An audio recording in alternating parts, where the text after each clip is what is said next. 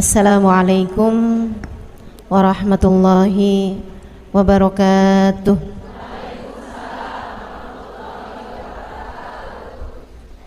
Alhamdulillah, wassalatu wassalamu ala rasulillah Muhammad ibn Abdillah wa ala alihi wa sahbihi wa man wala.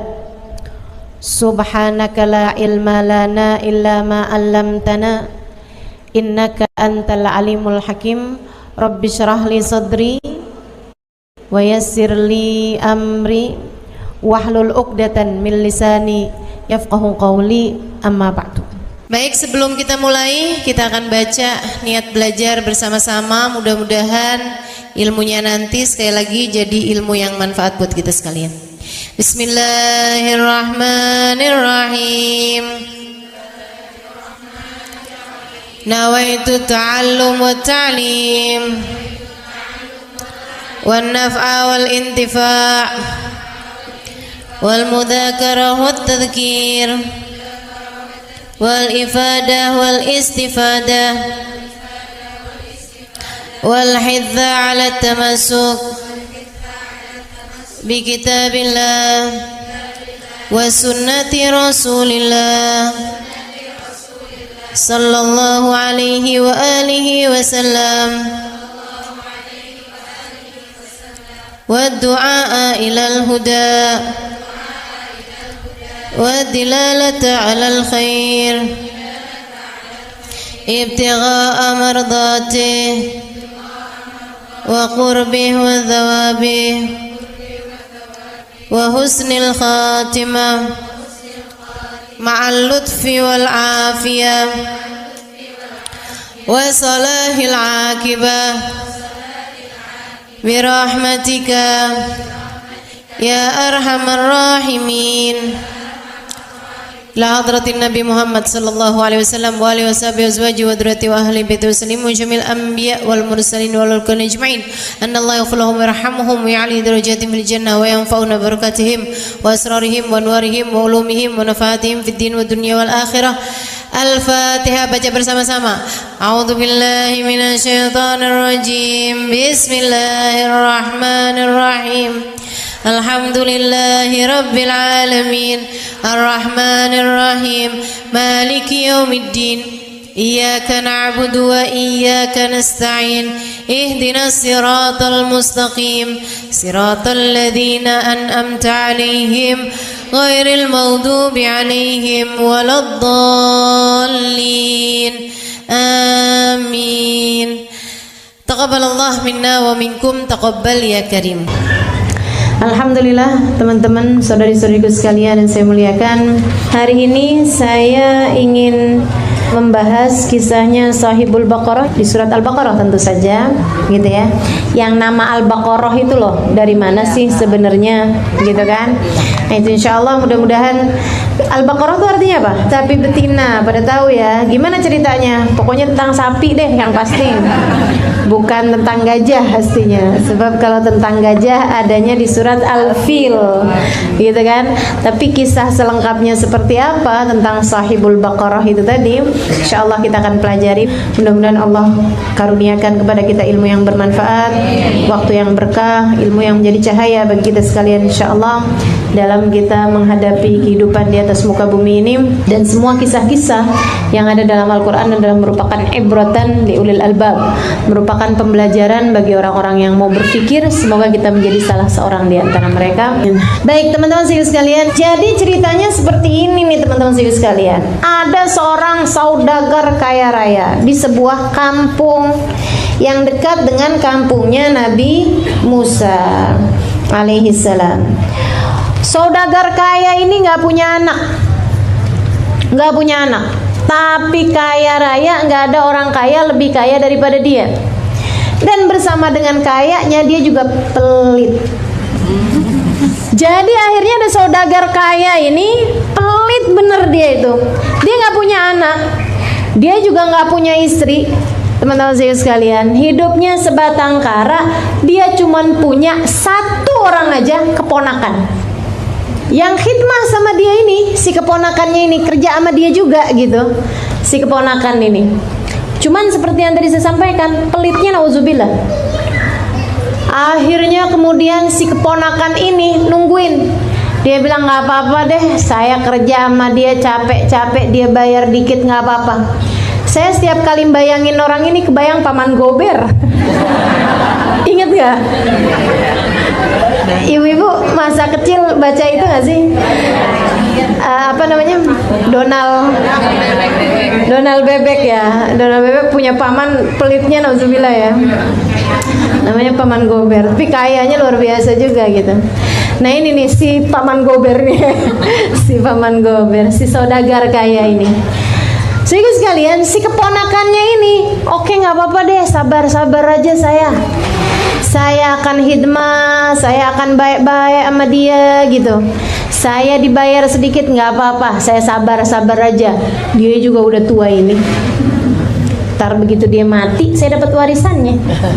Itu ya ceritanya ya. Jadi teman-teman, urusan orang gila terhadap harta, senang sama dunia bukan baru. Makanya kalau saran saya sih jangan jadi orang terlalu kaya. Ntar banyak orang yang pengenin kita cepet mati. Akhirnya kemudian ternyata nggak mati-mati. Si orang kaya ini lama-lama pegel si ponakan ini nih. Mati-mati juga nih orang. Tiap kali denger pamannya sakit digirang. Mudah-mudahan udah deket. Ternyata nggak juga sembuh lagi gitu ya. Ya Allah, ini gimana sih modelnya? Lama-lama nggak sabar. Dia kemudian satu hari meracun si pamannya ini. Namanya dia emang tinggal bareng sama pamannya ini apa segala macem gitu ya. Akhirnya dia kemudian racun si pamannya sampai meninggal dunia. Saat malam tiba, dia bawa jenazah pamannya, dia lemparkan ke tempat yang memang sangat jauh dari kampung tersebut. Besok paginya dia pergi ke kaumnya dalam keadaan nangis-nangis. Pokoknya nangis-nangis. Dibilang kenapa? Saya nyari-nyari paman saya nggak ketemu. Saya kemudian cari-cari paman saya, ternyata paman saya meninggal dunia. Akhirnya orang kemudian berduyun-duyun pergi mencari-cari. Jadi dia bilang paman saya nggak ada, pokoknya sudah cari-cari nggak tahu kemana. Akhirnya mereka pun kemudian nyari-nyari pamannya tersebut, ketemulah ada di satu tempat lah gitu ya, yang keluar dari kampung mereka tersebut. Jadi akhirnya ribut. Begitu dia ngelihat jenazah pamannya acting. Oh, ya. Jangan salah. Orang-orang sandiwara itu udah zaman dulu tuh ya rupanya ya. Wah, dia pun kayak pura-pura gitu kan. Pura-pura nangis. Paman, mengapa engkau meninggalkanku secepat ini? Siapa yang telah berbuat sedemikian keji kepadamu, paman? Aku akan tuntut dia. Wah, dirinya sendiri padahal. Jadi dia marah-marah, dia nangis-nangis, ini apa segala macam. Orang percaya kampungnya. Siapa nih yang bunuh dia ini? Gitu kan. Wah, gak ngerti nih kita nih. Cari orang yang biasanya ngerti-ngerti gitu kan, peramal atau orang pintar segala macam, semuanya tanya-tanyain. Nggak ada yang tahu siapa yang bunuh si saudagar kaya tersebut itu. Kayaknya bener-bener kaya raya, punya banyak simpanan emas dan lain sebagainya. Jadi akhirnya kemudian katanya orang-orang tersebut, kalau gitu kita tanya sama Nabi Musa. Kalau dia seorang nabi, dia pasti tahu-tahu. Dia kan dekat sama Tuhan. Gitu. Akhirnya, yuk dah kita pergi kampungnya Nabi Musa. Berangkatlah mereka pergi kampungnya Nabi Musa. Kata Nabi Musa, izinkan aku bertanya kepada Allah. Nabi Musa tanya, ya Rabb, orang di kampung pada nanya tuh yang mati ya Allah. Saya tanyain siapa yang bunuh, nah kan saya nggak tahu. Ya Allah, kasih tahukan kepadaku siapa yang membunuhnya. Allah bukan yang ngasih tahu, Musa tuh yang bunuh ponakannya gitu ya. Kan gampang banget, simple banget gitu. Tapi itu sandiwaranya cuma satu babak. Ini kan ceritanya kayak tersanjung nih. Dari saya belum berangkat ke Hadramut sampai saya pulang ke Hadramut masih ada. Tersanjung beneran dah, ya ampun. Sampai pemainnya ganti-ganti gitu kan ya. Gitu. Udah tahu dari sebelum saya berangkat. Jadi teman-teman sekalian, akhirnya kemudian Allah Subhanahu wa taala bukan memberitahukan kepada Nabi Musa, tuh yang bunuh keponakannya. Enggak gitu teman-teman sekalian. Walaupun Nabi Musanya kepengennya gitu. Bahkan kepada nabi-nabinya Allah mengajarkan kepada mereka untuk beradab, untuk berakhlak. Gitu kan? Untuk jangan belagu gitu. Jangan belagu. Saya akan tahu, saya akan tanya kepada Allah, Allah akan beri kepada kalian jawaban. Enggak gitu. Tapi Allah tuh cara perintahnya luar biasa. Nabi Musa kemudian diperintahkan, wahai Musa, kata Allah SWT, bilang sama mereka, kalau mereka mau tahu siapa yang bunuh si orang kaya tersebut itu, saudagar kaya itu siapa yang bunuh, bilang sama mereka semuanya buat menyembelih seekor sapi. Jadi Nabi Musa pun bilang sama mereka, Allah udah kasih jawabannya. Oh, siapa yang bunuh? Siapa yang bunuh? Kata mereka gitu kan. Kata Allah, kalian disuruh menyembelih seekor sapi. Emang sapi yang bunuh Musa?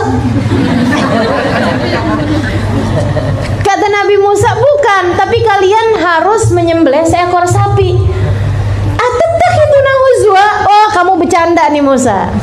Kamu bercanda pasti nih. Atau kamu mau bikin kita semuanya jadi bahan bercandaan? Yang kita lagi adukan kepada kamu seseorang yang kehilangan nyawanya. Bagaimana mungkin untuk kita tahu siapa yang menghilangkan nyawanya tersebut, kita harus juga mempersembahkan nyawa seekor sapi. Yang kita mau dia hidup, bukannya malah sapi jadi mati. Kan nggak masuk akal nih, gitu ya. Allah tuh emang suka kayak begitu teman-teman sekalian. Waktu Nabi Musa dikejar sama Fir'aun, cerita yang lain ya. Waktu Nabi Musa dikejar sama Fir'aun malam-malam, Nabi Musa ini kan andalannya tongkat, ya kan gitu ya. Katanya Nabi Musa begitu nyampe di tengah-tengah lautan, jadi Nabi Musa dikejar sama Fir'aun. Kemudian pas mentok, depannya lautan, belakangnya pasukannya Fir'aun mengejar. Nabi Musa bingung, katanya orang-orang, inna Fir'aun lamudrikun, inna lamudrakun. Wah, kita kena nih, kita pasti kena nih. Gimana nih, kita pasti kena nih sama kaumnya Fir'aun nih. Fir'aun udah semakin deket nih. Waduh, kita ketangkep deh nih. Wah, kita mati deh nih. Aduh, kelar nih. Katanya Nabi Musa, inna ma'iya rabbi sayahdin. Oh, nggak bakalan. Ada Allah bersama denganku. Allah akan memberikan kepadaku petunjuk. Ya Allah, apa nih petunjuknya? Apa kata Allah Subhanahu wa taala? Fadrib bi'asaka al-bahr.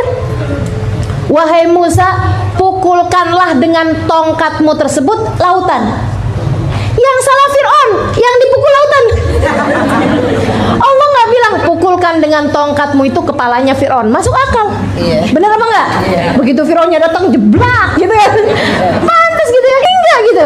Wahai Musa, kamu mau selamat? Pukulkan dengan tongkatmu. Kemana nih Allah? Lautan. Ya. Kok yang masuk di akal gitu kan? Subhanallah. Tapi begitu dipukulkan sama Nabi Musa, lautannya langsung jadi daratan. Gitu teman-teman sekalian. Perintah Allah itu jangan dibantah, walaupun akalmu tidak dapat menerimanya. Karena akalmu kerdil. Akal kita semua kerdil. Gitu ya. Perintah Allah laksanakan, kamu baru tahu nantinya. Nggak usah pakai kok gini ya, kenapa begini ya, kenapa begitu ya. Kalau diperintah sama Allah kerjain aja, walaupun kelihatannya nggak masuk akal. Nabi Musa malah pukul lautan. Ini ada orang mati malah disuruh nyembelih sapi. Malah disuruh menyembelih sapi. Kan jadi aneh-aneh. Tapi ya Allah, emang yang diadepin sama Nabi Musa ini kaum Bani Israel. Kaum Bani Israel ini suka komplain. Teman-teman sekalian, jangan jadi orang yang suka komplain. Kamu kalau suka komplain kayak orang Bani komplain mulu gitu ya. Jangan cerita sama suaminya ya. Ntar kalau pas kita lagi komplain, kata suaminya, kamu persis kayak Bani Israel. Komplain mulu kerjaannya, protes aja. Udah jelas nih, bahkan kalau kita perhatikan bahasanya gitu ya, antadbahu baqaratan, bukan antadbahul baqarah, bukan. Apa bedanya antadbahu baqaratan atau antadbahul baqarah pakai alif lam? Kalau pakai alif lam itu artinya sapi yang itu. Tapi kalau baqaratan ayat baqarah, maksudnya sapi apa aja. Asal namanya sapi, lo udah selesai berarti melaksanakan perintah. Jelas kan ya? Mereka pun paham itu. Kata Allah Subhanahu wa taala, "Innallaha ya'murukum an tadbahu baqarah," kata Nabi Musa. Allah bilang kalian suruh menyembelih sapi. Artinya sapi apa aja. Mereka paham itu. Tapi emang dasar Bani Israel, tukang protes, tukang komplain, demen nanya, jelimut banget nanyanya. Nabi waktu ditanya-tanya urusan Rasul, takdir tuh gimana sih sebenarnya Rasul? Rasul, kau udah mulain ini. Kata Nabi Muhammad alaihissalam, "Innama ahlakal ladina min qablihim kasrat masailuhum wa ikhtilafuhum ala anbiya'ihim." Sesungguhnya umat-umat yang terdahulu dihancurkan Allah Subhanahu wa taala karena banyak protes, habis itu durhaka pula. Mending kalau habis banyak protes kemudian dikerjain, kagak pula padahal. Itu katanya Nabi Muhammad. Jadi kalian jangan kayak begitu. Kalau diperintah sama Allah Subhanahu wa taala, kalau Allah kasih tahu sesuatu, sami'na wa ata'na. Kita dengar dan kita patuhi. Wajib nutup aurat, nutup rambut. Kalau rambutnya belum ada ubannya gimana? Itu dia, kasrat masailihim. Kalau misalnya nggak punya rambut tapi botak gimana? Kalau misalnya pakai wig aja gimana? Kan sama-sama nutup juga, gitu ya. Tapi pakai rambut gitu, boleh apa enggak? Rambutnya bukan rambutnya kita kok, rambutnya sapi. Gitu ya. Ya Allah, teman-teman sekalian. Nah, kalau mau nyari celah dari setiap perintah Allah Subhanahu wa taala, bisa aja. Kan begitu kan? Akan tetapi kita tidak diminta untuk seperti itu, akan tetapi kita diminta untuk waqalu sami'na wa ata'na. Ya Allah, kami dengar dan kami akan patuhi. Seperti itu teman-teman sekalian. Jadi ini nih orang Bani Israel udah dibilang sembelihlah seekor sapi. Maksudnya apa aja, pokoknya sapi gitu kan. Mereka bilang, "Oh, sapi. Kamu mau bikin kita jadi bahan candaan? Kenapa kok malah disuruh nyembelih seekor sapi?" Kata Nabi Musa, itu jawaban dari Allah. "A'udzubillah an akuna minal jahilin." Aku berlindung kepada Allah dari menjadi orang yang bodoh, yang hidupnya bercanda mulu, yang hidupnya ngebully mulu. Saya nggak kayak begitu, kata Nabi Musa. Kalau perkara harus serius, kita akan serius. Apalagi perkara urusan kematian seperti ini, kita serius, kata Nabi Musa. Saya nggak bercanda sama kalian. Oh, oke lah Nabi Musa, jangan ngambek gitu dong. Oke, iya, kita mau menyembelih seekor sapi. Tapi sapinya sapi apa? Sapi umur-umur yang kayak berapa nih untuk kita menyembelih seekor sapi ini? Sapi yang umuran berapa kira-kira wahai Musa? Akhirnya kemudian mereka tanya, sapinya umuran berapaan? Anak-anak atau udah tua atau yang kayak gimana? Nabi Musa bilang, baiklah saya tanya lagi. Kesian Nabi Musa bolak-balik istikharah ngadepin umatnya ini ya. Ya Allah, mudah-mudahan kita nggak jadi umat yang nyusahin Nabi kita. Kita jadi umat yang selalu dapat menghibur dan membahagiakan Nabi Muhammad sallallahu alaihi wasallam, insyaallah. Amin ya rabbal alamin. Nabinya dihibur, nabinya disenangkan dengan cara ketaatan kita kepada beliau. Amin. Akhirnya kemudian Nabi Musa pun nanya sama Allah, ya Rabb, tuh orang-orang pada nanya, katanya sapinya umur berapaan? Kata Allah Subhanahu wa taala, bilang mereka, wahai Musa, cari sapi kagak tua kagak muda. Susah nih kan? Cari yang umur-umurnya sedang-sedengan gitu. Kira-kira ABG lah sapinya.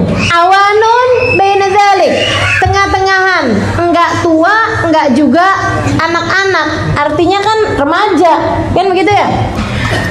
Wah, repot nih sebenarnya. Dah, pasti abis ini orang langsung ngerjain nyari sapi yang enggak tua, enggak muda. Ibarat kata dari seluruh sapi misalnya ada 10.000, yang enggak tua, enggak muda nih kan ada sekitar 3.000-an. Iya enggak? Karena sapi kan pasti ada yang muda, pasti ada yang tua, pasti ada yang sedengan. Berarti kan yang sedengan nih kan sepertiganya lah kurang lebih. Dah, Nabi Musa bilang, sapinya, kata Allah Subhanahu wa taala, saya udah tanya sama Allah, Allah udah kasih jawabannya. Dan ini bukan cepet teman-teman saya sekalian. Bukan cepet. Nabi Musa istikharah dulu, nanya dulu sama Allah. Allah kemudian baru memberikan jawabannya. Nabi Musa balik lagi kepada kaum tersebut. Yarhamukillah. Kata Nabi Musa, Allah Subhanahu wa taala bilang, sapinya itu yang enggak tua, enggak muda, sedang-sedengan. Mereka diskusiin. Musa ada pertanyaan lagi nih, kita masih bingung. Padahal nih udah jadi 3.000 nih. Dari 10.000 sapi istilah katanya ya, dari 9.000 sapi udah jadi 3.000. Masih bingung juga katanya. Malaunuha, apa warnanya? Coba tuh, setengah mati bener kan? Warnanya sapi banyakannya apa? Putih, coklat, hitam, iya kan? Gitu ya, hitam putih. Teman-teman sekalian, maka mereka pun kemudian bilang, apa warnanya wahai Musa? Karena sapi itu kan banyak katanya mereka. Akhirnya kemudian nanya warnanya apa tepatnya. Nabi Musa bilang, baik saya tanyain lagi. Nabi Musa nanya lagi, ya Allah, Pak nanya lagi tuh, ya Allah, katanya warnanya apaan ya Allah? Ya Musa, bilang sama kaummu, aku mau sapi yang warnanya safra, faqi'ul launha tasurun nabi. Warnanya kuning, semu-semu merah, keemasan, gitu ya. Tasurun nadirin, yang akan menyenangkan siapapun saja yang memandangnya. Setengah mati kan lo nyarinya, gitu. Maksudnya Nabi Musa, udah deh sekarang cari aja tuh, mungkin ada jenis sapi yang warnanya seperti itu gitu maksudnya. Ya udah. Nah itu dari 3.000 sapi, mungkin jenis tertentu yang warnanya seperti itu, barangkali sisanya sekarang jadi 100 atau jadi 300 dari 3.000 loh sapi. Ibarat katanya nih jadi tinggal 10%-nya aja gitu. Jadi 300 sapi yang warnanya memang kuning keemasan. Ada sebagian sapi warnanya seperti itu. Akhirnya kemudian Nabi Musa bilang, dah sekarang ayo, Allah Subhanahu wa taala kasih kepada kalian perintah, cari sapi, sembelihlah sapi yang warnanya kuning keemasan, menyenangkan siapapun aja yang memandang. Mereka diskusi lagi. Musa, pertanyaan terakhir. Ya Allah, ini ya emang bener-bener cerewet tingkat akut nih kayaknya nih. Udah parah banget cerewetnya. Teman-teman sekalian, mereka bilang, kayak apa jenisnya, sifatnya si sapi ini, biar kita tahu sifatnya. Ya ampun, sifat coba. Kayak orang nyari jodoh beneran dah. Dia bilang kayak apa tuh sapi sifatnya, biar kita nggak salah-salah. Innal baqara tasyabaha alaina. Karena sapi itu kan bisa membingungkan kami nih. Jangan sampai keliru-keliru nih kami nih nyembelih sapi yang Allah mau. Akhirnya tanya lagi, Nabi Musa nanya lagi sama Allah, ya Rabb, agak ngerti deh tuh orang Bani Israel nape tuh kayak gitu. Mereka nanya lagi, ya Allah, sapinya katanya yang apa gitu, sifatnya yang gimana? Kata Allah Subhanahu wa taala, bilang sama mereka wahai Nabi Musa, sesungguhnya sapi yang aku maksudkan adalah sapi yang ladhalul, bukan sapi yang jinak. Sapi itu kan rata-rata jinak. Betul apa enggak? Ini suruh nyari sapi liar. Sapi liar, sapi yang adanya di hutan gitu. Sapi liar, teman-teman sekalian. Sapi liar bukan sapi peliharaan. Kan setengah mati banget ya nyari sapi yang enggak dipelihara orang gitu. Sapinya yang liar, tuthirul arda, dia sapinya itu enggak pernah dipakai bajak sawah, enggak pernah dipakai nyiram sawah, Musallamatun, sapinya sehat, kuat, la syata fiha, enggak ada penyakit, enggak ada celah di dalamnya. Enggak ada aibnya si sapi ini. Coba tuh. Ini apa enggak nyari kalangan raja di antara sapi gitu. Ini nyari rajanya sapi kalau kayak begini modelnya. Gimana cara nyarinya? Mereka begitu kayak gitu, jelas sih sekarang. Tapi ada apa kagak ya sapi gitu ya?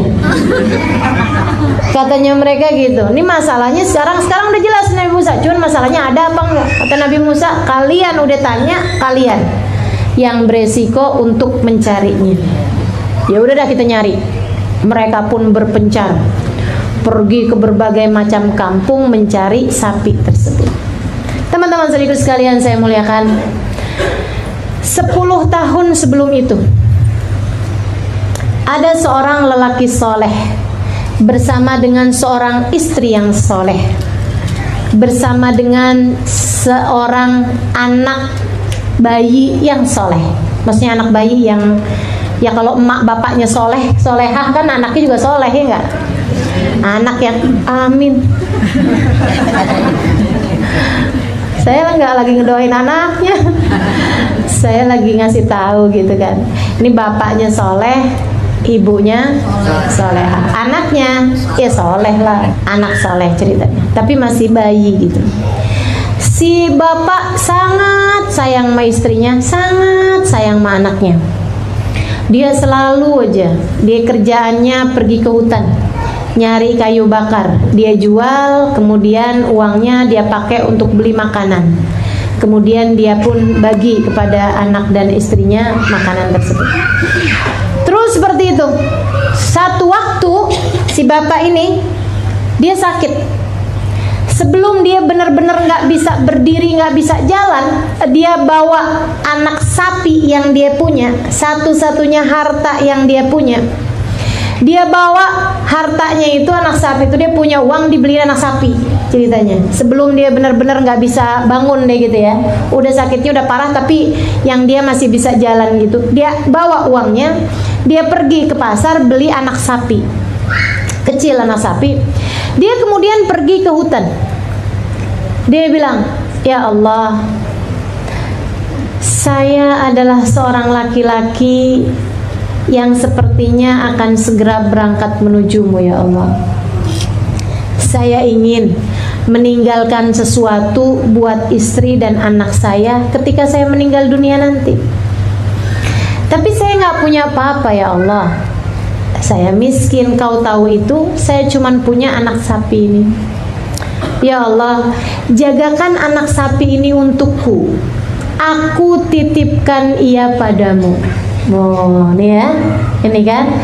Aku titipkan ia padamu, jagakan ia untukku, dan kembalikanlah pada waktu di mana anak dan istriku memerlukannya. Habis itu dia taruh anak sapi itu, masuk ke dalam hutan, di jalan kemudian nggak tahu udah tuh ketemu sama siapa, anak sapinya ya. Akhirnya kemudian dia pulang. Sakitnya tambah semakin parah hari demi hari, sampai kemudian di saat-saat terakhir hidupnya dia pesan kepada istrinya. Dia bilang, saya sepertinya nggak ninggalin sesuatu, padahal saya ninggalin. Ada sedikit harta yang saya punya, saya titipin harta tersebut kepada Allah, yaitu seekor anak sapi. Nanti kalau kamu perlu dunia gitu ya, perlu uang, perlu untuk kehidupan kalian, cukup anak kita nanti suruh pergi ke hutan. Nah, anak ini kan nanti besar, kalau kamu perlu gitu, nanti kamu anak kita suruh pergi ke hutan, dia bilang aja, hai anak sapi yang dititipin sama Allah, saya sekarang perlu sama kamu. Kurang lebih kayak gitu. Gitu. Saya anaknya pemilik kamu, anak majikan kamu. Dikasih tahu gitu. Berapa kalimat yang dia nanti panggil si sapi itu. Gak lama kemudian dia pun meninggal dunia. Si ibu dengan uang yang ada di rumah, dan dia juga ikut-ikutan nyari kayu bakar di hutan. Kemudian dia jual kayu bakarnya, kemudian dia dapat makan. Dia hidupkan anak kecilnya tadi itu. Sampai ketika anaknya tersebut sama dirinya sudah mulai, maksudnya dia sudah mulai menua dan anaknya pun sudah mulai besar. Satu ketika si ibu itu jatuh sakit. Si anak ini pun kemudian menggantikannya untuk nyari kayu bakar di hutan. Tapi kemudian si ibu sakitnya tambah semakin parah sehingga membuat dia harus, ya kayak kalau orang zaman sekarang harus dioperasi, harus membutuhkan perawatan yang lebih, sehingga uang yang mereka punya tidak mencukupi. Si anak sampai pontang-panting karena si ibu lupa sama pesennya suaminya tuh. Sampai si anak nih bener-bener gitu pergi dari mulai habis subuh buat nyari kayu bakar. Dia jual di pasar, kadang-kadang uangnya lebihan, kadang-kadang enggak juga gitu kan. Dia beliin obat buat ibunya, dia beliin yang disuruh sama dokter buat ibunya tersebut itu. Tapi ibunya tetap juga masih sakit karena obat yang harus dibeli memang lebih mahal lagi. Sampai ketika ngelihat anaknya kesian benar nih. Duh, udah suami udah meninggal, anak juga kesian, tuh bakti sama saya. Tapi kehidupan memang seperti ini, terkadang tidak berpihak pada kita. Teman-teman sekalian saya muliakan. Akhirnya kemudian dia bilang, suami saya tuh juga meninggal dunia, nggak ninggalin apa-apa, nggak ninggalin apa-apa, nggak ninggalin apa-apa. Kok kayak gimana gitu ya? Kayak inget-inget ada orang yang pernah ngomong kayak gitu.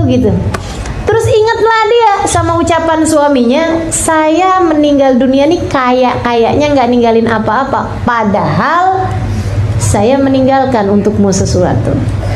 Ingatlah dia, sapi, dia bilang di hutan, sapi di hutan. Dia pun kemudian panggil anaknya dalam keadaan dia sakit itu, dia bilang, nah, bapak kamu tuh waktu mau meninggal dunia dia bilang begini. Oh gitu mah. Jadi saya mesti gimana nih? Kamu pergilah ke hutan besok hari. Pergilah ke hutan, kemudian kamu masuk ke hutan, nanti di arah sekian gitu ya, nomor sekian, rumah aja blok sekian, kamu bilang gitu, begini. Baik mah. Besok paginya pergilah dia pagi-pagi ke hutan. Udah masuk di tempat yang kira-kira dituju itu, dia kemudian bilang, hai anak sapi, saya adalah anak dari pemilik kamu dulu, sapi yang dititipin sama Allah.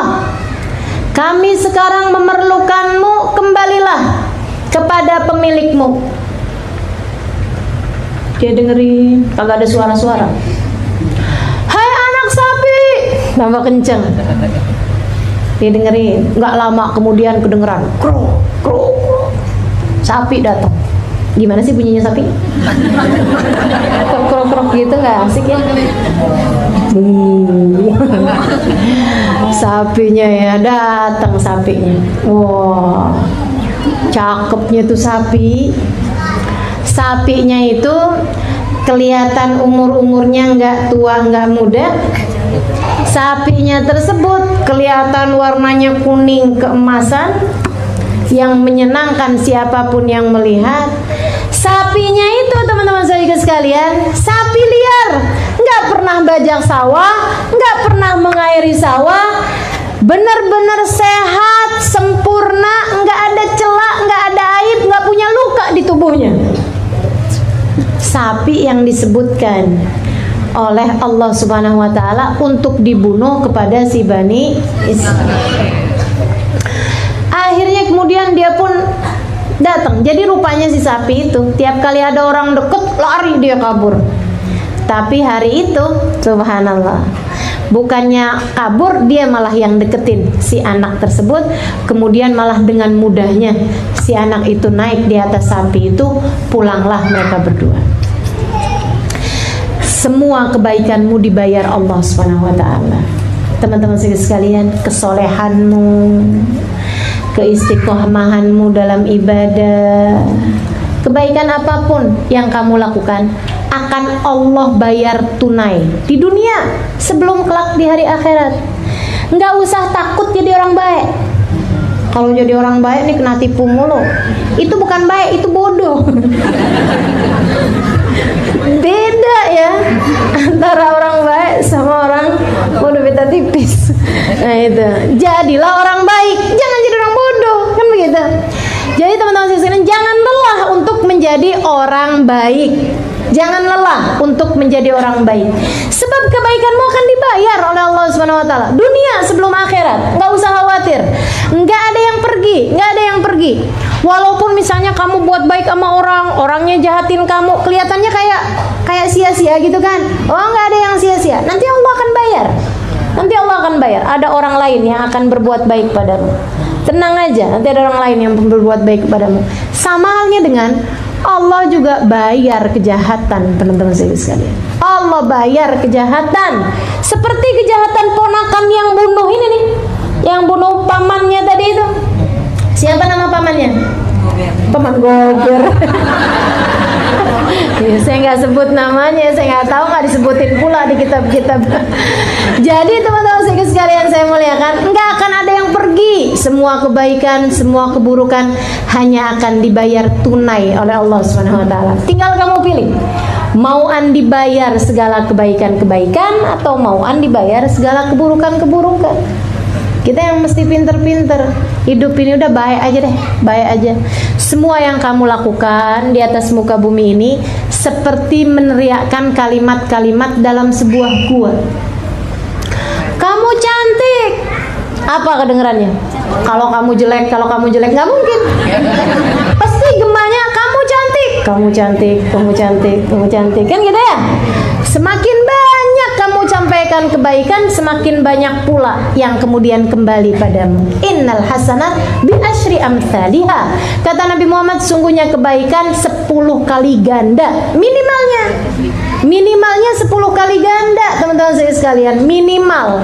Gimana kalau lebih Allah Subhanahu wa taala bagi? Dan keburukan, hal jazaul ihsan illal ihsan, dan sebaliknya juga kan gitu ya. Kalau kemudian sayyi'ah juga balasannya seperti itu juga. Keburukan juga hanya akan dibayar dengan keburukan. Kurang ajar. Apa kalau kita meneriakkan kalimat seperti itu di gua gitu? Kurang ajar lo. Jawabannya apa? Kurang ajar lo, kurang ajar lo, kurang ajar lo. Gitu teman-teman sekalian, nggak akan kemana-mana, gitu ya. Batu yang kau lempar hanya akan kembali kepada dirimu sendiri. Maka jangan lelah untuk menjadi orang soleha. Jangan lelah untuk belajar istiqomah. Jangan lelah untuk menjadi hamba Allah Subhanahu wa taala yang taat kepadanya. Insya Allah. Istiqomah sampai surga insya Allah ya. Amin. Dunia sampai akhirat. Baik teman-teman sekalian, pulanglah dia bawa seekor sapi ini ya. Akhirnya nyampe di rumah. Bu, sapinya bagus banget bu, diceritain tadi. Tadi saya panggil bu, pertama kali nggak datang bu, yang kedua baru dia datang. Lupanya di mainannya rada jauhan. Ya, cerita-cerita sama ibunya, girang, senang nih berduaan nih sama ibunya. Ibunya terbaring, teman-teman sekalian, di atas tempat tidur karena sakit memang sudah sangat berat. Kata ibunya, kalau gitu nak, jual cepetan biar kamu bisa beli obat. Baik mah. Berapa mah harga jualnya? Sapi segede gitu, mamanya udah lihat-liatin kan sapinya ya. Walaupun dia duduk itu lihat-liatin sapi. Terus dia bilang sapi kayak gitu biasanya harganya 25 juta lah. Sapi biasanya berapa sih? Segitulah ya, oke ya. Kita sepakati aja ya. 25 juta. Jadi kamu jual aja dengan harga 25 juta. Si anak bawa tuh sapi, mumpung pasar masih buka nak. Dia bawa tuh sapi pergi ke pasar. Sapi. Orang rupanya zaman itu lagi krisis moneter kali. Kayak lagi zaman gitu sekarang nih, harga-harga pada naik, jadi boro-boro beli sapi. Beli gandum aja susah. Jadi nggak ada yang tertarik beli sapinya. Lihat gitu sapinya, wah bagus nih sapinya, tapi belum ketemu orang yang tertarik beli sapi. Sapi. Kemudian ada seseorang laki-laki tua, dia bilang, "Nak, jual sapi?" "Iya Pak." "Masa kucing?" "Sapi lah ini." Dia bilang, "Jual sapinya Nak." "Iya Pak." Dia bilang, "Berapa kamu jual sapi kamu ini?" 25 juta Pak. Katanya si bapak itu, "Gimana kalau saya beli 50 juta? Bingung dia. Teman-teman sekalian, bukan bingung bodoh, bukan, tapi bingung aneh. Mana ada orang dibilang harganya 25 juta mau dibeli 50 juta?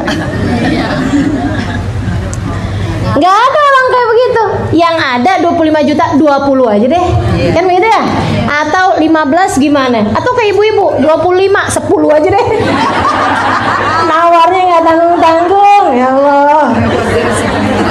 Gitu ya. Kalau saya yang jual, saya kasihin.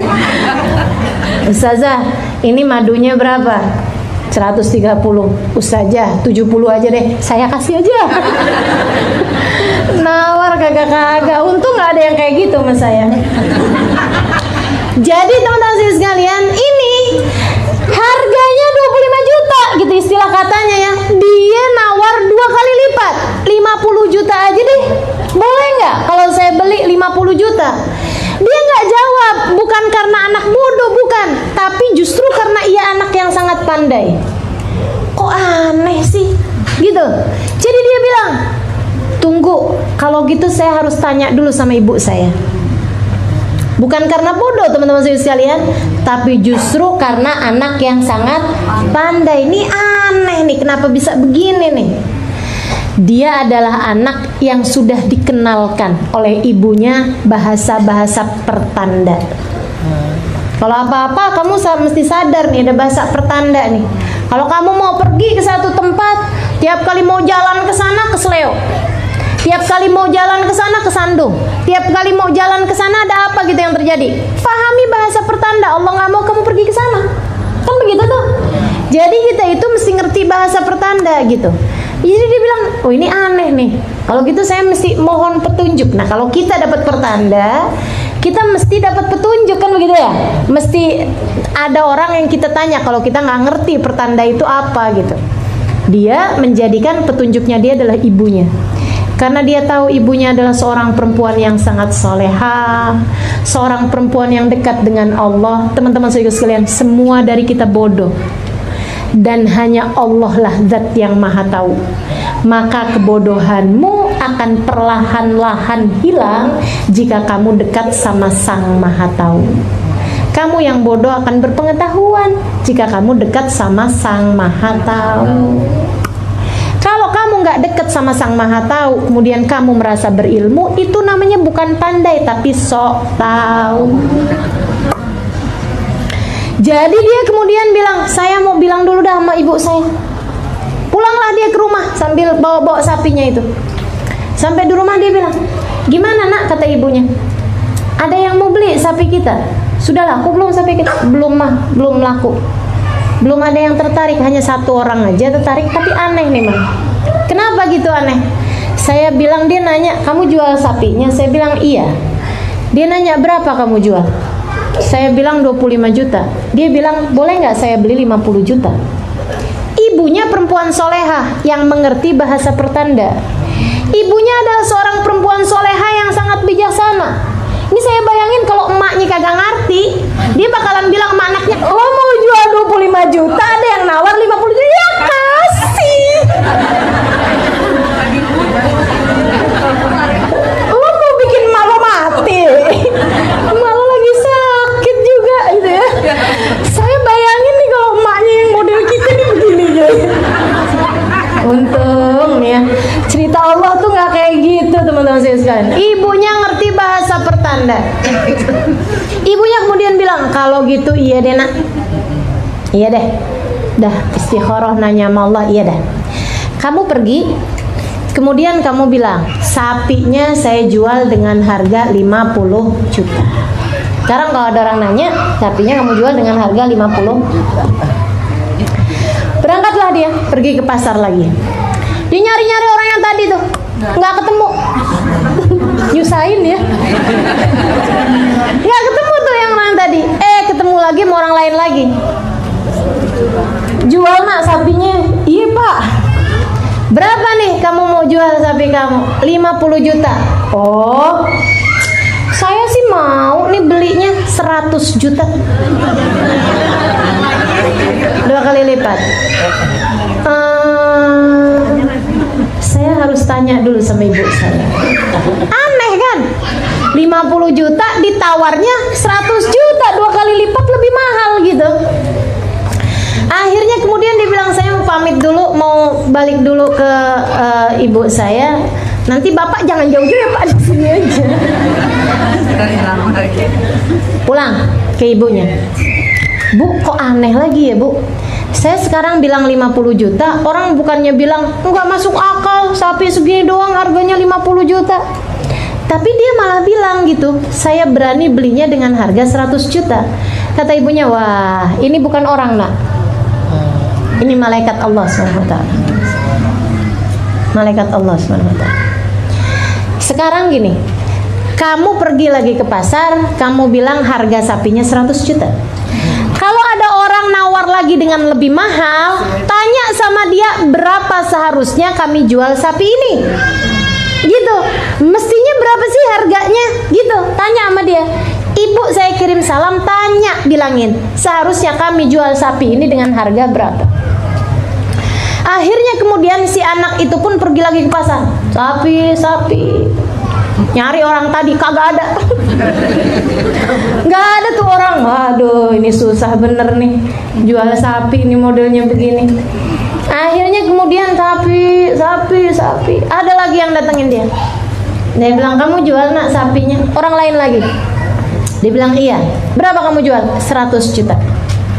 Dia bilang, saya mau belinya dengan harga 200 juta. 2 kali lipat. Gimana nih? Boleh nggak saya beli sapi ini dengan harga 200 juta? Dia bilang, ibu saya kirim salam sama kamu. Ibu saya tanya, silakan lamar ibu saya. Enggak ya? Oh, jadi urusan lamar. Dia bilang, ibu saya kirim salam kepadamu, tanya dengan harga berapa seharusnya kami menjual sapi ini. Orang tersebut mengatakan, oh kalian sudah paham, kami adalah malaikat Allah SWT. Bilang kepada ibumu, jangan jual sapi ini kecuali dengan seberat sapi ini emas. Wih, seberat sapi itu emas. Jadi kalau sapi itu beratnya 300 kilo, 300 kilo emas. 300 kilo emas, teman-teman saya. Ya Allah, luar biasa benar. Akhirnya kemudian dia pun balik lagi. Dia bilang sama ibunya, bu bener aja bu, tuh orang datang lagi yang lain, dia nawar katanya mau dibeli dengan harga 200 juta. Tapi terus saya bilang, bu kirim salam, kita harus jual sapi ini dengan harga berapa? Dia bilang jangan jual sapinya kecuali dengan sepenuh atau seberat sapi ini emas. Emang ada yang beli gitu bu? Ya nggak tahu nak, kita tunggu aja. Saudaraku sekalian, itu lagi hari-hari yang orang-orang Bani Israel lagi nyari itu sapi. Akhirnya kemudian sapi itu nggak dijual, tapi diikat aja di luar rumah. Orang yang pada lewat liatin tuh sapi, aneh bener tuh sapi. Begitu ya, cantik bener tuh sapi, cakep gitu. Udah orang lewat semuanya. Jadi orang sekampung tuh tahu tuh cerita tentang seorang anak dan seorang ibu yang punya sapi yang kayak begitu modelnya. Akhirnya si orang yang nyari sapinya Nabi Musa tadi ini nyari nyampe juga ke kampung itu. Begitu nyari di kampung tersebut, kalian tahu nggak ada sapi? Padahal mereka udah mulai putus asa tuh. Maka duyaf'alun, hampir aja nggak ngerjain perintahnya Nabi Musa. Udah deh, kita udah aja deh, biarin aja deh, dia udah mati aja gitu. Maksudnya nggak usah kita bahas gitu, nggak usah kita cari siapa yang bunuh gitu kan. Tapi akhirnya kemudian mereka sampai di kampung tersebut. Ketika kemudian mereka tanya, pernah lihat nggak sapi? Oh iya, kita lihat semuanya, tiap hari kita liatin sapi. Dia bilang, sapi apa itu? Si orang itu yang punya. Maka pergilah mereka ke sana. Kemudian mereka pun mau beli sapi itu. Berapa nih sapi dijualnya? Kita nggak jual, kata si ibu. Berapa nih sapi? Kita perlu banget nih. Soalnya hanya sapi ini yang diinginkan oleh Tuhan. Hanya sapi ini yang dipinginin oleh Allah untuk kita sembelih gitu, sesuai dengan perintahnya Nabi Musa. Berapa nih sapi ini harganya? Kita nggak jual, kata ibunya. Enggak, berapa nih benernya nih? Kita jual dengan seberat sapi ini, Mas. Kagak lupa deh. Masa seberat sapi ini, Mas? Ya udah, kalau nggak gitu kita nggak jual. Pulanglah mereka ke kampungnya lagi, ngitungin hartanya si orang meninggal dunia tadi, saudagar kayak. Subhanallah, pas 300 kilo emas. Kebaikan gak akan pernah tertukar, sebagaimana keburukan gak akan pernah tertukar. Nah itu kan kalau duit warisannya semua dibeliin sapi, si keponakan kan gak dapat apa-apa. Nggak akan ada yang ketukar, teman-teman sekalian. Ketaatan bapak tersebut, ketaatan ibunya kepada Allah, anaknya adalah anak yang berbakti. Mereka didik anaknya untuk anak tersebut menjadi anak yang taat kepada Allah Subhanahu wa taala. Allah Subhanahu wa taala bayar. Allah Subhanahu wa taala bayar. Jadi itu Allah mau kayain orang tersebut, caranya luar biasa ya. Dihitung kemudian, wah bener pas nih. Ternyata beratnya harta warisannya seberat sapi tersebut, emas gitu kan. Dikasihlah, dibeli. Habis dibeli, dibawa tuh sapi ke depan Nabi Musa. Nih Musa setengah mati nih nyarinya. Lah dia yang susah ya. Dia yang protes, akhirnya dapat juga. Apa nih yang mesti kita lakukan sama sapi ini? Kata Nabi Musa, disembelih. Disembelih. Kita udah susah-susah nyarinya, disembelih. Sembelih sapi. Habis selesai disembelih, pada bahuha maka yaf'alun tadi ini Allah Subhanahu wa taala bilang, katanya Allah Subhanahu wa taala, fadribuhu bi ba'diha. Habis disembelih, ambil bagian terpenting dari dia. Nah, ini ada dua riwayat. Ada yang bilang pakai atinya, ada yang bilang pakai lidahnya. Jadi disembelih diambil lidahnya doang. Itu kan tambah nyesek tuh yang pada beli sapi. Udah kita beli susah-susah, diambil lidahnya doang. Coba tahu gitu kan, hidup-hidup kita potong tuh lidah, katanya gitu. Diambil lidahnya, diambil sama Nabi Musa. Fadribuhu bi ba'diha. Pukulkanlah orang yang sudah meninggal dunia tadi ini dengan lidahnya sapi tersebut. Teman-teman sekalian saya muliakan, orangnya udah mati, udah berapa hari padahal matinya tuh. Pukulin, hidup lagi. Si orang yang mati tadi ini hidup lagi. Dia toleh.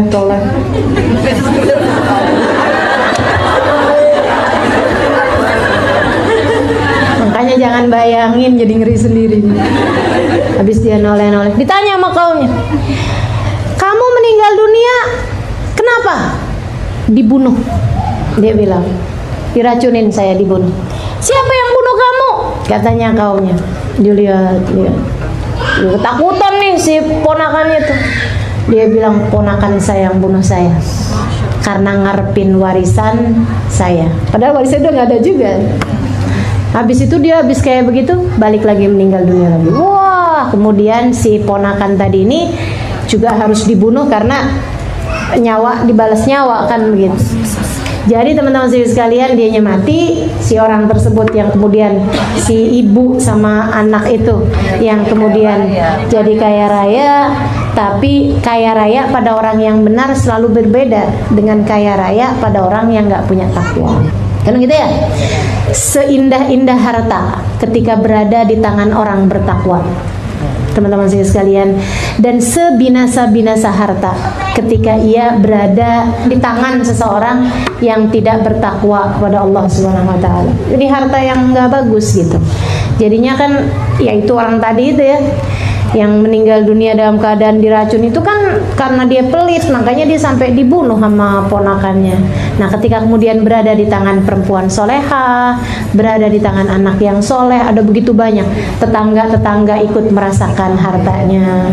Dia sumbang sana, sedekah sana, bagi sana, taruh sana, anak yatim sana dipelihara, orang janda-janda sana, semuanya itu ya pada kebagian semua. Satu negeri, satu kampung jadi makmur dengan keberkahan si anak muda yang kemudian menjadi kaya raya tersebut. Jadi itu Sahibul Baqarah adalah ayah dari anak yang menitipkan sapinya kepada Allah Subhanahu wa taala di tengah hutan. Teman-teman sekalian, jika sapi yang bernyawa dititipkan oleh Allah Subhanahu wa taala selama bertahun, tetap dijaga oleh Allah Subhanahu wa taala, maka bagaimana pula ketika kamu titipkan iman kamu kepada Allah, ketika kamu titipkan anak-anakmu kepada Allah, kamu titipkan suamimu kepada Allah, bahkan kamu titipkan dirimu kepada Allah Subhanahu wa taala. Kamu titipkan penjagaan dirimu ini kepada Allah Subhanahu wa taala. Selalulah berkata, ya Allah, aku titipkan diriku, aku titipkan keluargaku, aku titipkan semua orang yang aku cintai, aku titipkan imanku, hartaku, kebahagiaanku kepadamu ya Allah. Jagalah ia sebagaimana engkau menjaga hamba-hamba tercinta di sisimu. Itu doanya baca Yasin yang ditulis oleh Al-Imam Al-Haddad alaihi ridwanullah, Abdullah bin Al-Haddad. Allahumma inni astaghfiruka wa astaudi'uka dinana wa abdanana wa anfusana wa ahlana wa auladana wa amwalana wa kulla syai'in. Ya Allah, aku mohon dijaga, aku titipkan kepadamu ya Allah diriku, imanku, keluargaku, anak-anakku, hartaku, apapun saja yang kau berikan kepada kami, aku titipkan ia kepadamu. Karena Allah SWT telah menamakan dirinya khair mustauda, sebaik-baik dat yang dititipi sesuatu. Hasbunallah wa ni'mal wakil. Cukup bagi kami Allah, sebab Allah adalah ni'mal wakil, seindah-indah dat yang dititipi, seindah-indah dat yang diserahi. Taqabbalallahu minna wa minkum, taqabbal ya karim. Assalamualaikum warahmatullahi wabarakatuh.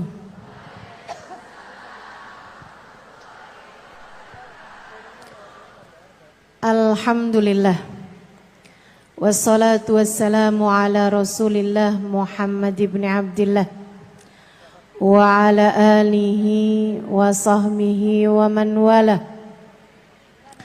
Subhanaka la ilma lana illa ma 'allamtana innaka antal alimul hakim. Rabbi shrah li sadri wa yassir li amri wahlul 'uqdatan min lisani yafqahu qawli, amma ba'du. Alhamdulillah, Allah sampaikan juga saya ke tempat ini, masjidnya Allah Subhanahu wa taala, bait min buyutillah, rumahnya Allah. Mudah-mudahan kita udah disampaikan di rumah Allah di dunia, Allah sampaikan pula ke Baitullahil Haram di Mekkah, dan Allah sampaikan pula di tempat keridhaannya surga Allah di akhirat nanti insyaallah. Amin ya rabbal alamin. Rabbi la tukhzini yawma yub'atsun yawma la yanfa' mal wala banun illa man atallaha biqalbin salim. Kata Nabi Ibrahim yang Allah tuliskan dalam Al-Quran, ya Allah, jangan kecewakan aku, jangan buat aku susah pada hari di mana engkau membangkitkan hamba-hambamu. Nanti di akhirat saat manusia dibangkitkan, ya Allah, jangan buat saya susah, jangan buat saya kecewa. Yauma la yanfa' mal wala banun, Hari yang itu loh ya Allah, hari yang tidak bermanfaat orang bawa harta, hari yang tidak bermanfaat orang bawa anak. Yang bermanfaat hanyalah orang yang datang pada Allah biqalbin salim, dengan membawa hati yang selamat. Karenanya siapapun di antaramu yang akan menuju ke akhirat, semua dari kita menuju ke akhirat. Siapapun di antaramu yang kepengen di hari akhiratnya nanti menjadi orang yang tidak susah, menjadi orang yang tidak sedih, menjadi orang yang tidak kecewa, menjadi orang yang tidak ketakutan, menjadi orang yang berhasil. Siapa di antaramu yang kepengen di hari akhiratnya nanti berbahagia, bersukacita? Siapa yang kepengen di hari akhiratnya nanti bergembira? Pastikan saat-saat ini, saat hidupmu di dunia ini, pastikan kamu sedang menuju kepada keselamatan hati. Hatimu selamatkan. Hatimu selamatkan, teman-teman. Hatimu selamatkan.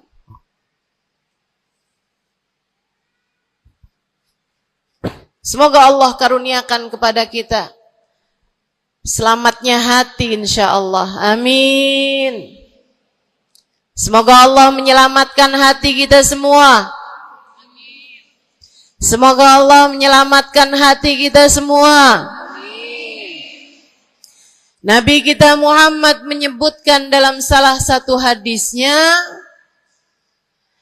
ala inna fil jasadi mudghah, idza salahat salahal jasad kulluh, wa idza fasadat fasadal jasad kulluh, ala wahiyal qalbu.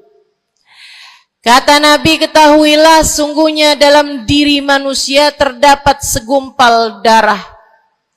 Apabila ia bagus, ia selamat, ia bersih, selamatlah seluruh anggota tubuhnya. Apabila ia rusak, ia hancur, ia gelap, ia mati, maka hancur pulalah seluruh anggota tubuhnya. Ala wahiyal qalbu, ketahuilah segumpal darah tersebut bernama hati. Maka ka de na ne, banyak nenek-nenek di sini. Saya sampaikan padamu pesan dari hati saya yang terdalam. Berhati-hatilah dengan hati. Yang hati-hati sama hati, apa yang ada di dalamnya? Coba silahkan kamu pikirkan nih, kondisi hati saya nih kayak apa. Kita kalau badan lebih gampang ngerasainnya. Saya kalau ditanya, Ustazah lagi sakit? Iya. Sakit apanya Ustazah? Kaki. Saya bisa jawab. Tapi kalau kamu ditanya misalnya, gimana kabar hati kamu?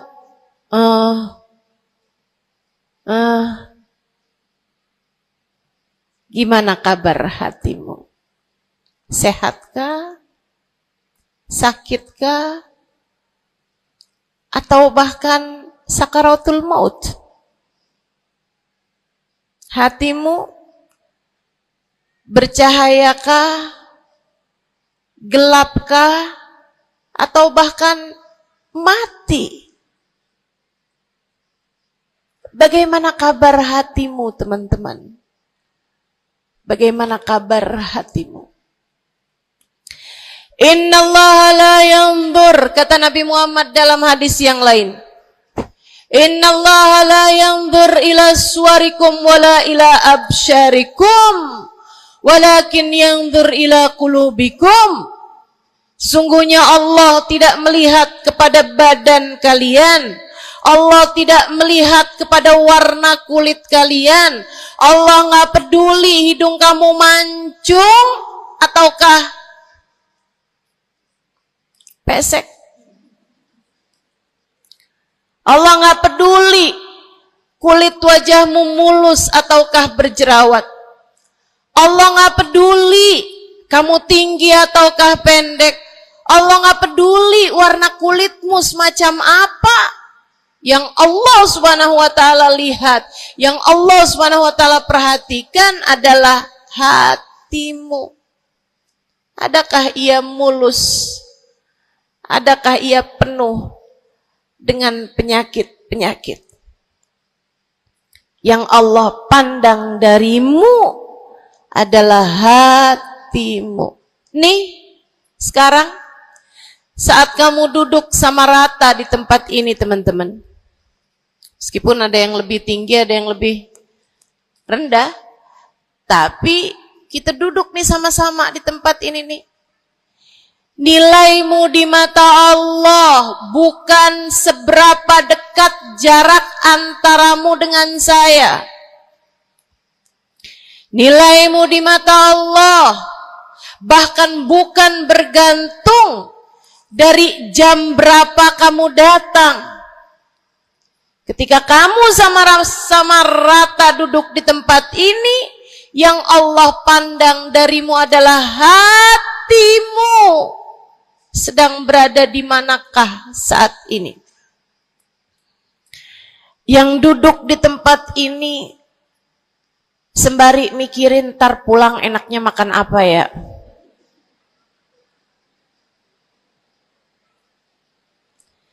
Yang duduk di tempat ini sambil mikirin, kok saya lapar ya? Iya, belum sarapan.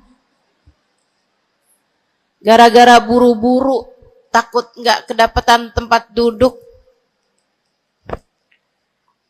Gara-gara buru-buru, kepengen bisa lihat mukanya Ustazah Halimah yang viral.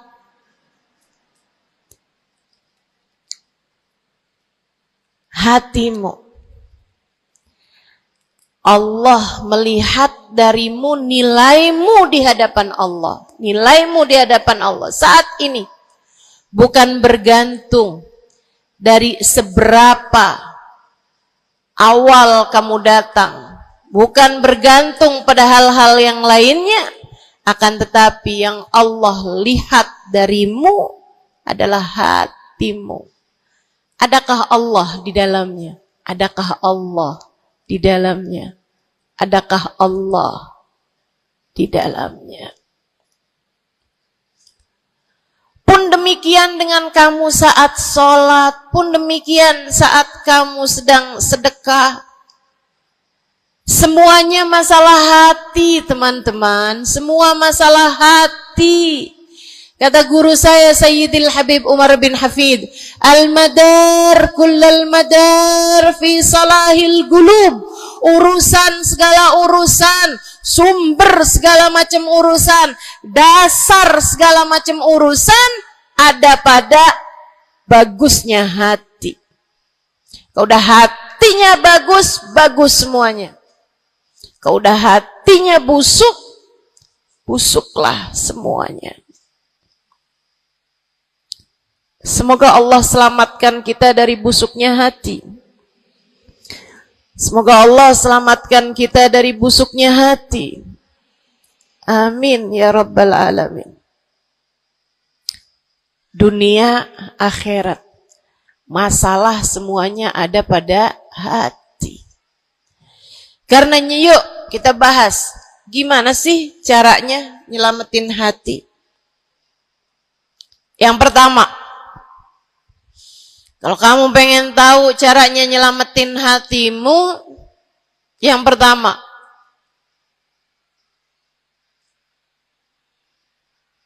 bersihkan sampah-sampahnya. Nih, kamu mau rumah itu biar bagus, biar terjaga, biar selamat. Kamu lihat dalamnya, oh banyak sampah, banyak noda, banyak kotoran. Dari mulai kotorannya cicak, ayam, sampai mungkin anjing, karena lama nggak ditempatin.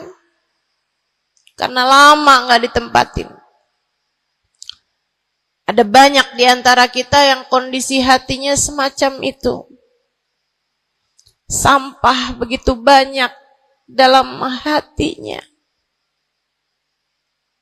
Ada banyak di antara kita umat Islam yang kondisi hatinya semacam itu. Begitu banyak sampah di dalam hatinya tersebut. Semoga Allah selamatkan semuanya. Amin. Maka hal pertama, kalau kamu kepengen punya hati yang selamat, yang nomor satu adalah bersihkan hatimu dari semua sampahnya, keluarin. Apa sampahnya hati? Dosa-dosa yang telah kamu lakukan.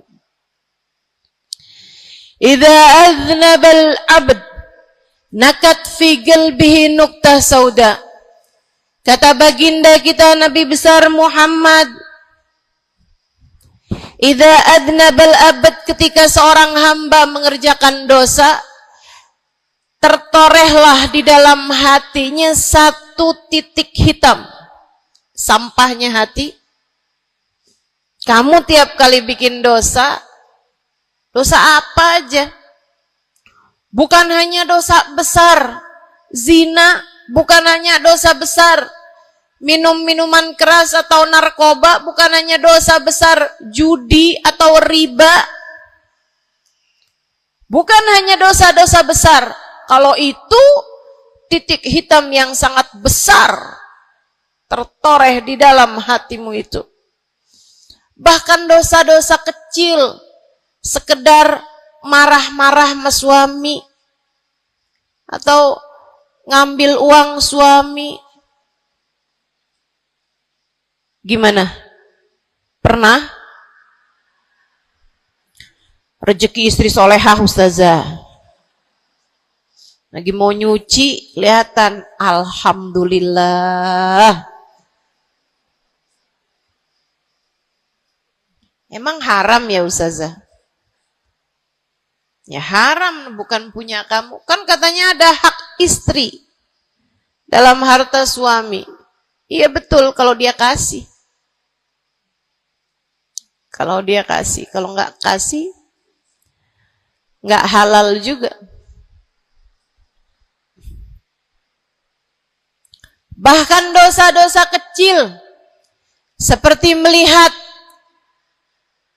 tetangga, terus kamu bilang, ya ampun, cakep banget ya. Nyesel saya nggak kawin sama dia.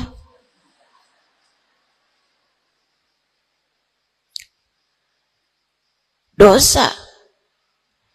Seperti memandang seseorang dengan pandangan menghina. Seperti membicarakan aib orang lain.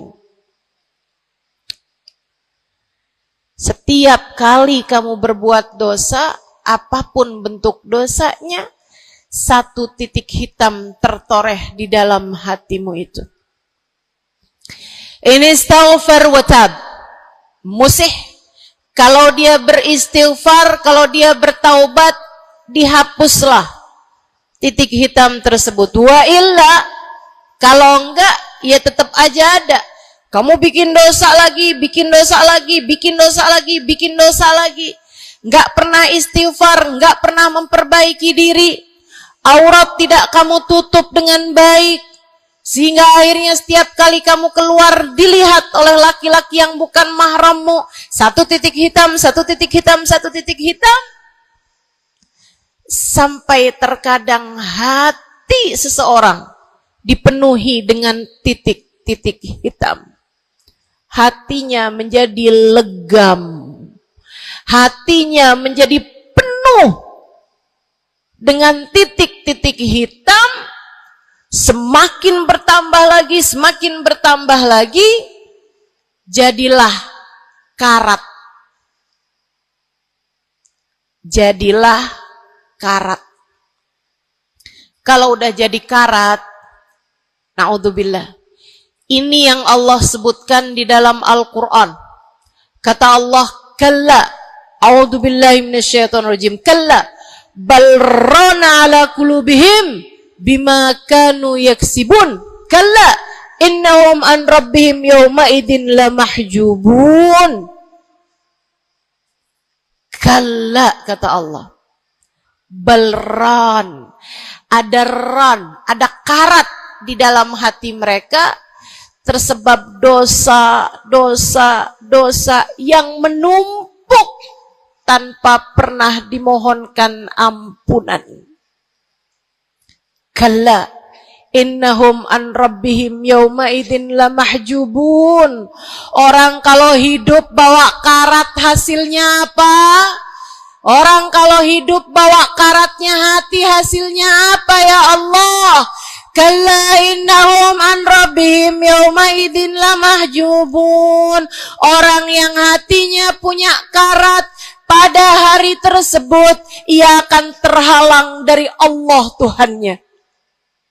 Guru saya Sayyidil Habib Umar bin Hafid menyampaikan tafsir mengenai ayat ini. Kata Habib Umar bin Hafid, tidak mati dengan membawa iman. Orang yang hatinya penuh dengan karat, apabila datang ajal menjemput, iman tercerabut dari dalam hatinya, hingga ia pun mati, keluar dari atas muka bumi ini dengan tanpa membawa iman Islam. Dia keluar dari atas muka bumi ini bukan sebagai hamba Allah, bukan sebagai umat Nabi besar Muhammad sallallahu alaihi wa ala alihi wasallam. Dia meninggal dunia dalam keadaan su'ul khatimah. Na'udzubillah min dzalik. Jangan biarkan karat menuhi hatimu. Jangan biarkan hatimu, dosa-dosa yang telah kamu lakukan menjadi berkarat dalam hatimu itu. Saya kesian sama kamu. Nggak apa-apa. Hidup terus-terusan ngontrak, nggak apa-apa. Hidup nggak pernah punya kendaraan sendiri, nggak apa-apa. Nggak pernah punya HP yang canggih, nggak apa-apa. Saya hidup di atas muka bumi ini, nggak pernah ada yang datang melamar saya. Jadinya sampai di usia di atas 30-an tahun, saya masih menjomblo, Ustazah. Nggak apa-apa. Ustazah, saya udah menikah 10 tahun, belum ada anak juga, Ustazah. Nggak apa-apa. Ustazah, suami saya kawin lagi, Ustazah. Nggak apa-apa.